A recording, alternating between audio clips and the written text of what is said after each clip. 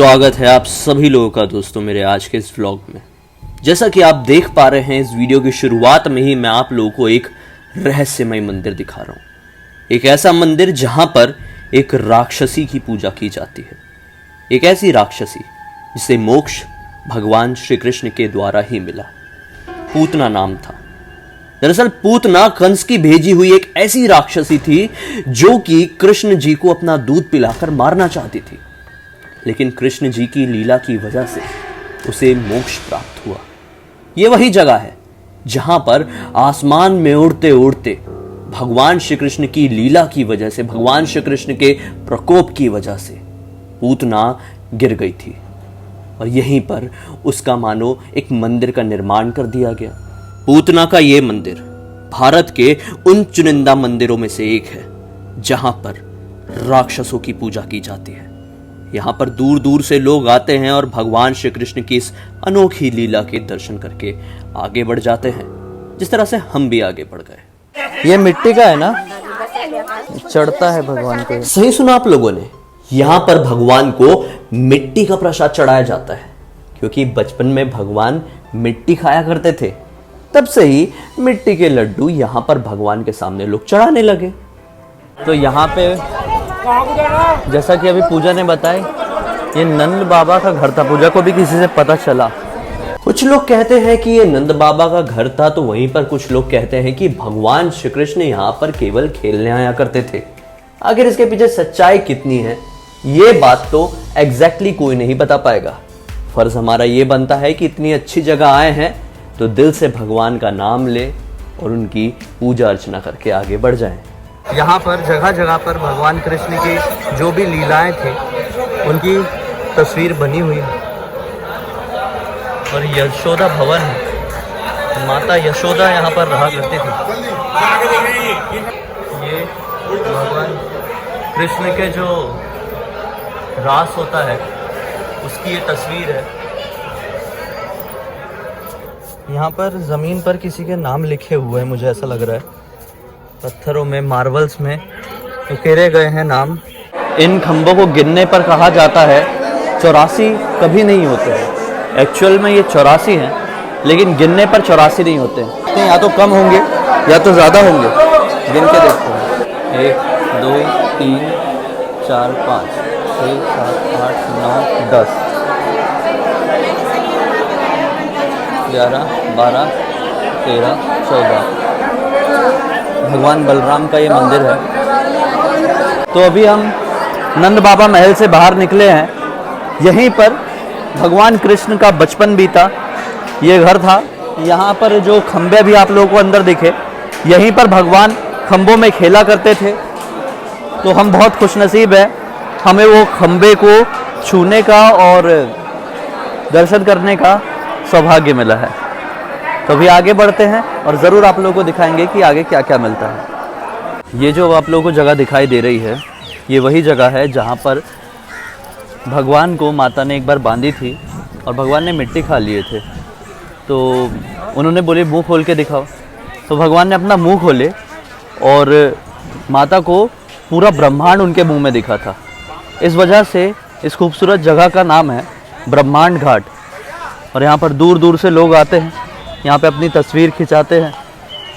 यहाँ पे कुछ स्टॉल्स लगे हुए हैं जहाँ पर वृक्ष भूमि की स्पेशल चीज़ें मिलती है।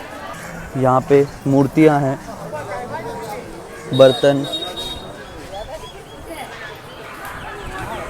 यहाँ पर ये जो बांधे हुए हैं, मेरे ख्याल से ज़्यादातर चीज़ें जो बंधी रहती है ये मानता की रहती है।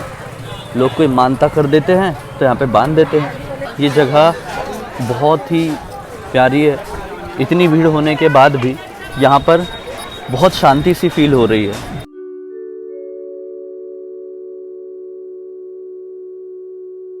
यहाँ पर भी नाव है, सैर पर जाती होगी नाव, मौका मिलेगा तो। नीचे नाव है जो कि शेयरिंग में चल रही है, जाना तो नहीं है आज भी। ये कौन सा पेड़ है? बरगद है, पीपल?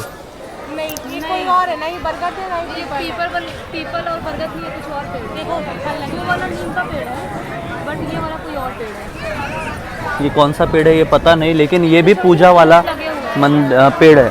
वहाँ पर आगे मंदिर है तो मंदिर के अंदर भी हम लोग जाएंगे। तो यहाँ पे आने के बाद बहुत ही शांति महसूस हो रही है, क्योंकि ये वही जगह है जिसके बारे में आप लोगों को बताया।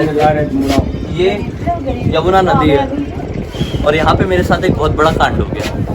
यहाँ पे जो मेरा है फट गया है शर्ट, तो मैं नया खरीदूंगा ऊपर जाके और वॉशरूम में चेंज करूंगा। एक दिन भी नहीं और फट गया, ये ज्यादा ही फट गया। सही बोल रही थी, पहले बोल रही थी कि ये है नहीं उतने पैसे के जितने में खरीद। तो मैं जब से वहां से लेकर यहाँ तक बस ऐसे ही चल रहा हूँ, एक ही हाथ, ये ऐसा हाथ है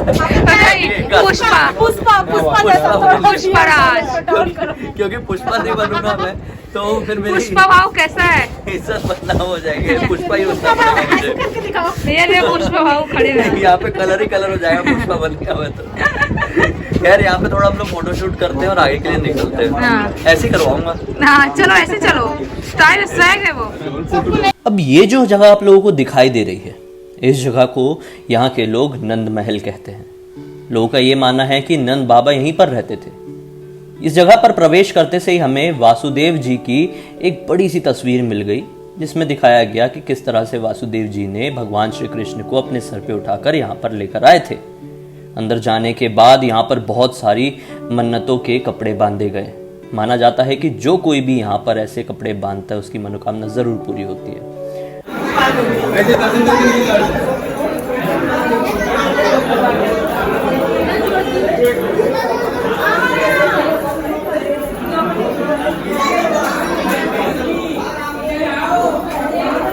ये ओखर होगा, ओखर देखो, ये माटी खाई वाला है, ये ओखल। अच्छा गांधी जी ओखल का वो।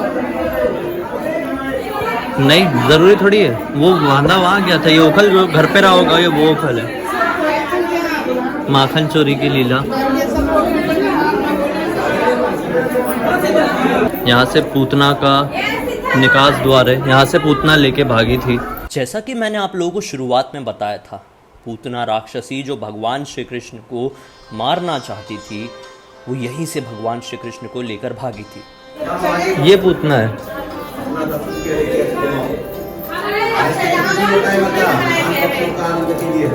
नहीं करेंगे तो क्या करेंगे, अपना 10 रुपया लेके ऐसे घुमाओ, अपना 10 रुपया लेके ऐसे घुमाओ। अलग अलग द्वारों के नाम। अंदर से हम लोग घूम के आए और अब चप्पल पहन के आगे की तरफ बढ़ते हैं। तो इसके साथ ही हमारी गोकुल की यात्रा खत्म होती है। गोकुल में हम लोग बहुत खूबसूरत जगह और बहुत अच्छे अच्छे मंदिर घूमे।